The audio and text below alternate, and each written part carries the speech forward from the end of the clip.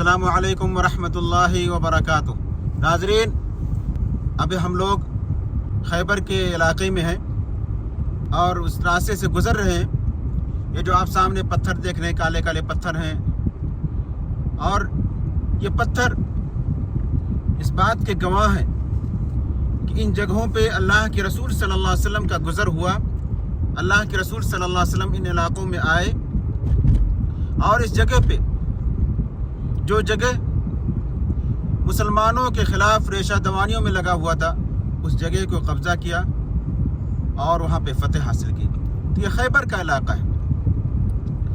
खैबर के वाक़े में मैंने एक वीडियो पहले बनाया था जिसमें मैंने बतलाया था कि इन असबाब की बिना पर अल्लाह के रसूल सल्लल्लाहु अलैहि वसल्लम ने खैबर पर हमला किया। इस वीडियो में यह दूसरा वाक़या मैं आपको बतला रहा हूँ जो खैबर में पेश आया। अल्लाह के रसूल सल्लल्लाहु अलैहि वसल्लम ने जब खैबर पे फतह हासिल की, और पहले ये उसूल था कि फातह जब किसी मुल्क पे फतह पाते थे तो वहाँ के औरतों को ग़ुलाम बना लेते थे, बंदी बना लेते थे, लौंडी बना लेते थे। तो ऐसी जब मुसलमानों ने खैबर पर फतह हासिल किया तो यहाँ के औरतों और बच्चों को कैद कर लिया। तो एक सहाबी आए और अल्लाह के रसूल सल्लल्लाहु अलैहि वसल्लम से कहा कि अल्लाह के रसूल सल्लल्लाहु अलैहि वसल्लम, मुझे एक लौंडी की ज़रूरत है, आप इन कैदियों में से कोई एक लौंडी मुझे दे दें। तो अल्लाह के रसूल सल्लल्लाहु अलैहि वसल्लम ने उनसे कहा कि जा कर के देखो, जो तुम्हें पसंद आए वो ले लो। वो गए और हज़रत सफ़िया का इंतखाब कर लिया। एक दूसरे सहाबी जिन्हें मालूम था कि हज़रत सफ़िया कौन है, वो अल्लाह के रसूल सल्लल्लाहु अलैहि वसल्लम के पास आए और कहा, अल्लाह के रसूल सल्लल्लाहु अलैहि वसल्लम, सफ़िया अपने कौम में सरदार की लड़की है और उनकी जो शादी हुई वो भी सरदार ही से हुई है। गरचे इनका शौहर कत्ल हो गया है, लेकिन फिर भी मुनासिब नहीं है कि उनका इंतखाब दूसरे सहाबी करें। बेहतर यही है कि आप इन्हें अपने पास रखें। तो अल्लाह के रसूल सल्लल्लाहु अलैहि वसल्लम ने उस सहाबी को बुलाया और कहा कि सफ़िया को छोड़ दो और उनकी जगह पे किसी और का इंतखाब कर लें। उसके बाद अल्लाह के रसूल सल्लल्लाहु अलैहि वसल्लम ने हज़रत सफ़िया को अपने पास रख लिया। अल्लाह के रसूल सल्लल्लाहु अलैहि वसल्लम के सीरत, आपके अखलाक को देख करके वो इस्लाम ले आई। इस्लाम लाने के बाद अल्लाह के रसूल सल्लल्लाहु अलैहि वसल्लम ने उन्हें आज़ाद कर दिया और उनसे निकाह कर लिया। और उनका जो महर अल्लाह के रसूल सल्लल्लाहु अलैहि वसल्लम ने मुतय्यन किया वो उनकी आज़ादी थी। यही आज़ादी उनकी महर मुकर्रर हुई।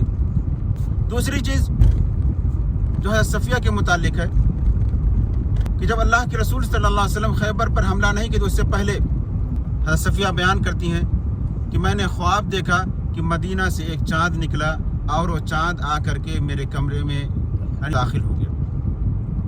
वो कहते हैं कि मैंने अपने ख्वाब की ताबीर अपने शौहर से बतलाया कि मैंने ऐसे ऐसे ख्वाब देखा है। तो उनके शौहर को बहुत गुस्सा आया और हज़रत सफ़िया को इतने ज़ोर से थप्पड़ मारा कि उसका असर बाद में उनके चेहरे पे ज़ाहिर रहा। जब अल्लाह के रसूल सल्लल्लाहु अलैहि वसल्लम ने हज़रत सफ़िया से निकाह कर लिया, तब भी उस थप्पड़ के निशान उनके चेहरे पर बाकी थे। तो आप सल्लल्लाहु अलैहि वसल्लम ने पूछा कि सफ़िया, ये तुम्हारे चेहरे पर किस चीज़ के निशान हैं?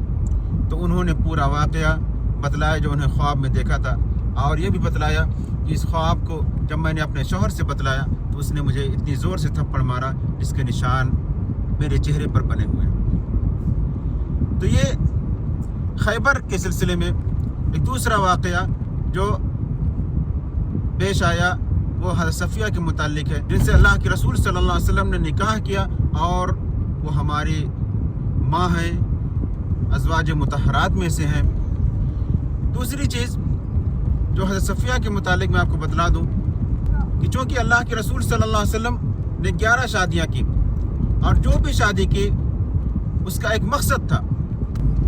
हज़रत सफ़िया रज़ियल्लाहु अन्हा से शादी करने का जो सबसे बड़ा फ़ायदा हुआ वो ये हुआ कि शादी करने के बाद अहले यहूद की اللہ کے رسول صلی اللہ علیہ وسلم اور مسلمانوں کے خلاف جو ریشہ دوانیاں تھیں وہ ایک طرح سے کچھ کم ہو گئی۔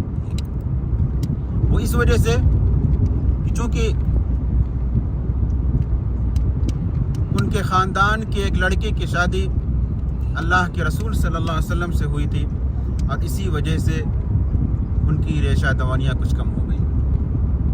اور ایسی حضرت صفیہ رضی اللہ عنہ کے بارے میں آپ کو بتلا دوں کہ شادی ہونے کے بعد ایک مرتبہ ازواج مطہرات میں سے کسی نے ان کو یہودیہ کہہ دیا، یعنی یہودی عورت، تو اس پر انہیں بہت تکلیف ہوئی اور اس کی شکایت اللہ کے رسول صلی اللہ علیہ وسلم سے کیا اور کہا کہ مجھے ایسا کہا گیا۔ تو اللہ کے رسول صلی اللہ علیہ وسلم نے ان کی دلجوئی کی خاطر کہا کہ تمہیں اس بات پر فخر ہونا چاہیے کہ تم ایک نبی کی بیٹی ہو اور تمہارے چچا نبی اور تمہارے شوہر وہ بھی نبی ہیں، تو تمہیں اس پر فخر ہونا چاہیے۔